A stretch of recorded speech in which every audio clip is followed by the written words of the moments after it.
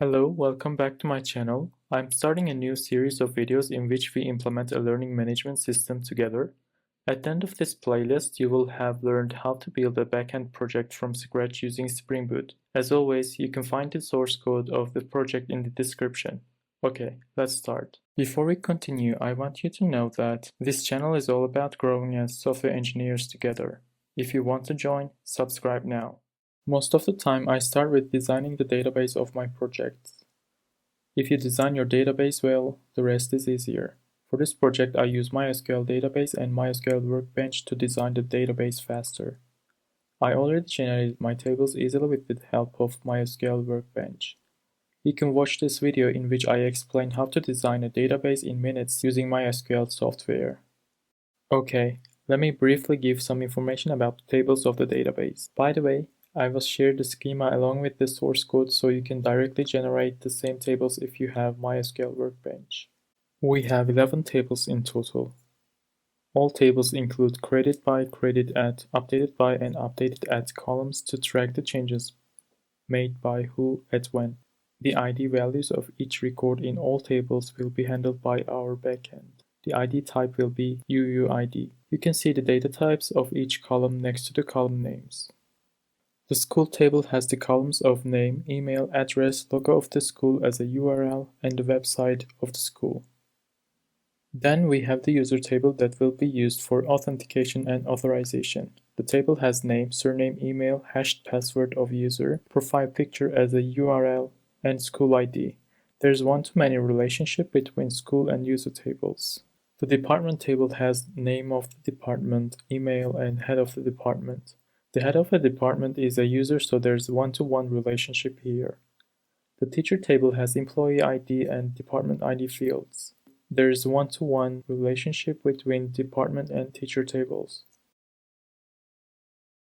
The student table contains gender of the student, date of birth, enrollment date, student number, and department ID. There is one-to-one relationship between student and department table.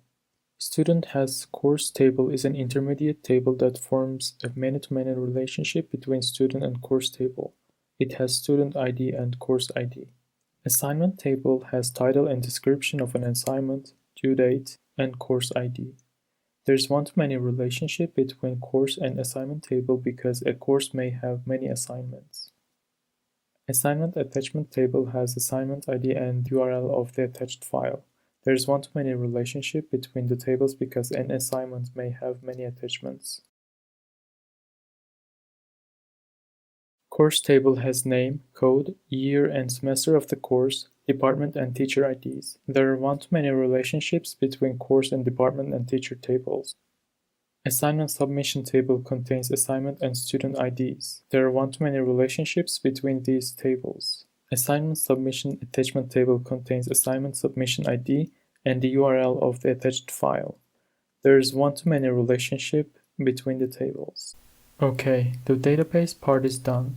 Now let's start to implement our project on Spring Boot. First, we need to download a template for our Spring Boot project. For this purpose, we will use a website called Spring Initializr. This website is so convenient for initializing a Spring Boot project. Go to google.com and search for Spring Initializr, or simply click on the link in the description. Then we will select and give the necessary information about our project. As the project type, I'm going to choose Maven. For the language, of course, I will choose Java since I'm more fluent in Java.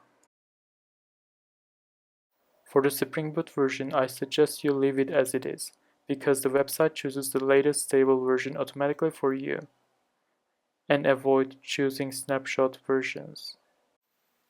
For the group information, you can enter your organization name or you can just keep it as example if you're just making Spring Boot practice. For the name and artifact, enter the name of your project. I'm writing LMS because I will be developing a learning management system. For packaging, choose jar. For the Java version, choose the Java version installed on your machine. You can type the command on the screen on your terminal or PowerShell to find your Java version. Now it's time to add some of the fundamental dependencies that we will use in our project. We can easily add them here. You can always add any dependency you need later. First, I'm adding Spring Web dependency because it's the most important dependency to build a RESTful API. Then I add Spring Security for authentication purposes.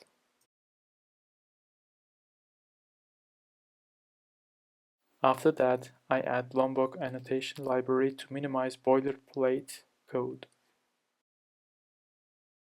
And finally, I add OAuth2 Client dependency for authentication purposes.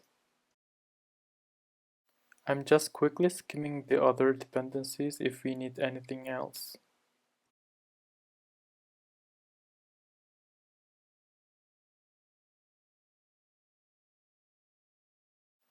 Okay, everything looks good. We can generate the code now.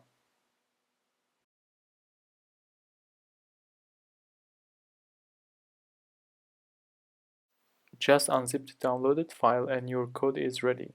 Open it with your favorite text editor or IDE.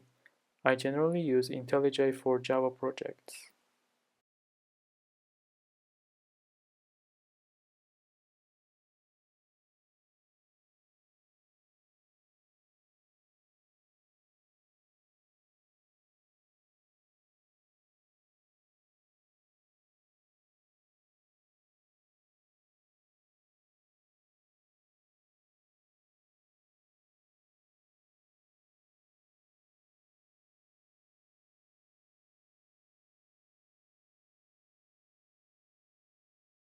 Okay, here's our project.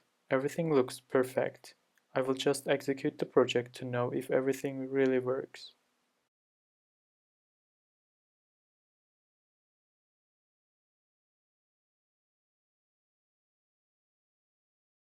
Yes, it works. In the next videos, we will start to code our project. If you have any questions, comment them below. See you in the next video.